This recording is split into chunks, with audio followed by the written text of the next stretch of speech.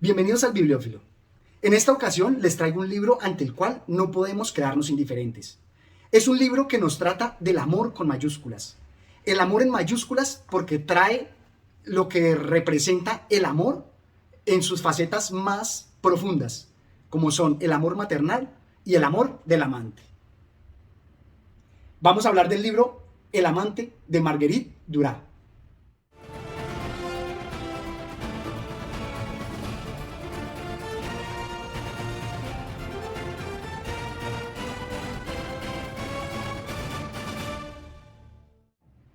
En este libro, Marguerite Duras, el seudónimo de Marguerite Donadieu, nos va a presentar una historia autobiográfica, pero de una profundidad tremenda.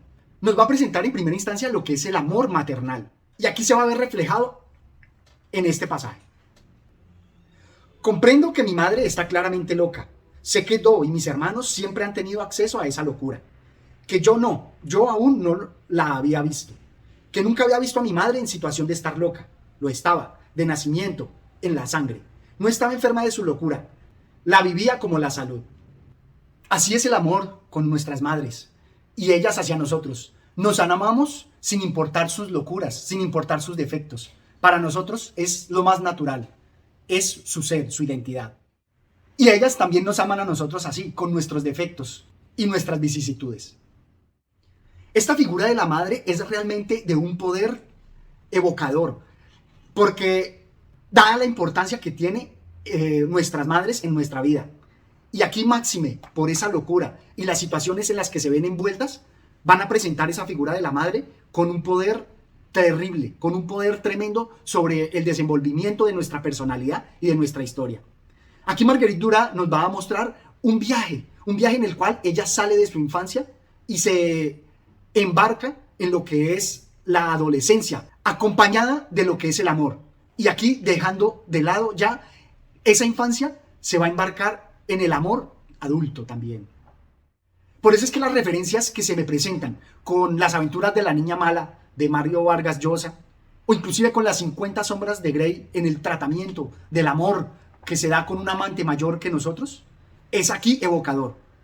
Pero donde más encuentro esa semejanza desgarradora está en las experiencias nuevas del amor, en las experiencias eróticas que se nos presenta con Temporada de huracanes, donde nos remarca el hecho de esta familia caída en desgracia, cómo va a buscar recursos económicos. Se ve como el fantasma de la prostitución siempre está acechando, sin importar las clases sociales. Queda esa pequeña que crece y que quizá un día sabrá cómo traer dinero a casa. Por eso ella no lo sabe, la madre permite a su hija salir vestida de niña prostituta. Y por eso también la niña sabe ya qué hacer para desviar la atención que se le dirige a ella, hacia la que ella dirige al dinero. Eso hace sonreír a la madre. Cuando busque dinero, la madre no le impedirá hacerlo. La niña sabe que lo que hace ella es lo que la madre hubiera deseado que hiciera su hija, si se hubiera atrevido, si hubiera tenido fuerzas para ello, si el daño que hacía al pensarlo no estuviera presente cada día, extenuante. Estas imágenes del dinero y el recurso son muy importantes y por eso algunas veces las madres permiten que sus hijas se vean envueltas en ese mundo por la pura y física necesidad. Esta obra no es tanto para criticar, es más bien para entender cómo se dan los hechos en una metrópoli del tercer mundo donde acechan los vicios a los que están expuestos los niños. Y es que esta obra, a pesar de ser autobiográfica, está cargada de unos simbolismos bastante poderosos. Me gusta mucho el manejo que le da a lo que es la imagen de la belleza y el sombrero, porque ese sombrero tiene un simbolismo que le lo dota de algo único. Y así nos presenta la belleza de ella, caracterizada por ese único sombrero y esos vestidos y esos rasgos y esa actitud que la hacen única, que la hacen apetecible, que la hacen bella. Por eso nos dice así: cojo el sombrero, ya no me separo de él. Tengo ese sombrero que me hace enteramente suya, ya no lo abandono. Con los zapatos debió de suceder lo mismo, pero después del sombrero. Y aquí también me recuerdan las palabras de Julio Cortázar, cuando nosotros no somos dueños del reloj, sino que el reloj es nuestro amo. En este caso también me generó esa evocación del sombrero, porque ese sombrero se lo regaló su mamá, pero ese sombrero le dotó a ella de una personalidad y una actitud y unos rasgos únicos. Y por supuesto, al margen de la figura de la madre, está también la gran figura que da título a la obra del amante. Y es que el amante también va a tener todos esos rasgos que la van a hacer a ella única, que la van a hacer ella misma. Y por eso recuerdo lo que es la atrocidad, como lo veíamos en Todorov Suetán, y en las 5 horas con Mario, porque el otro también refleja nuestro ser. Veámoslo en este pasaje.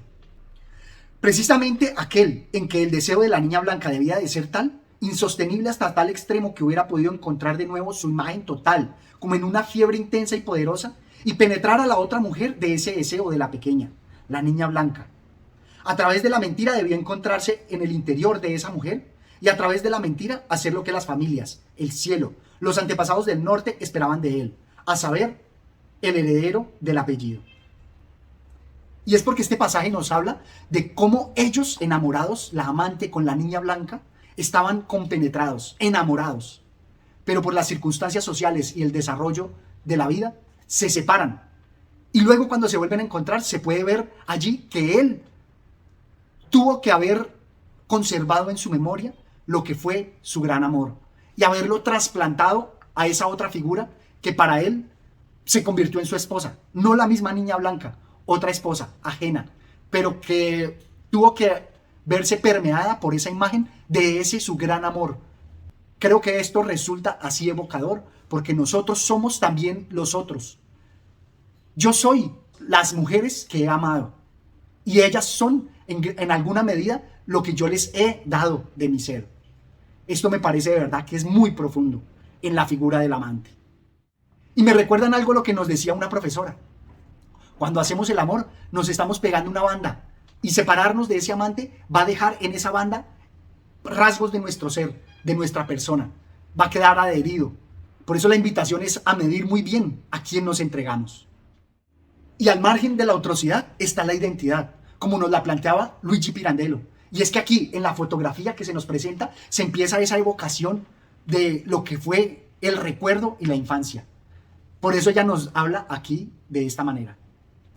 Quedaron impresionados al volver a verme, 2 años después, a los 19. He conservado aquel nuevo rostro, ha sido mi rostro. Ha envejecido más, por supuesto, pero relativamente menos de lo que hubiera debido. Nuestro rostro también refleja nuestra identidad. Y también esto me recuerda a unas palabras de mi padre, cuando, por mis rasgos de la nariz prominente, me decía, si usted se llegase a operar, ya no sería usted. Ese rasgo que me ha definido con mi nariz prominente es parte de mi identidad. Esa dualidad de la identidad y la de atrocidad no nos deja indiferentes. Tampoco la dualidad entre el amor de madre y el amor del amante. Todo eso invita a pensar grandemente. Finalmente, quiero también remarcar un recuerdo que me queda vívido, y es la relación que tiene con la obra Mira si yo te querré, de Luis Leante.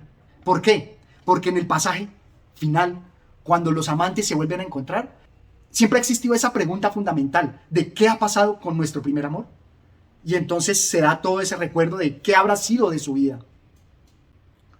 Aquí en la obra se encuentran nuevamente los amantes, y después se lo dijo.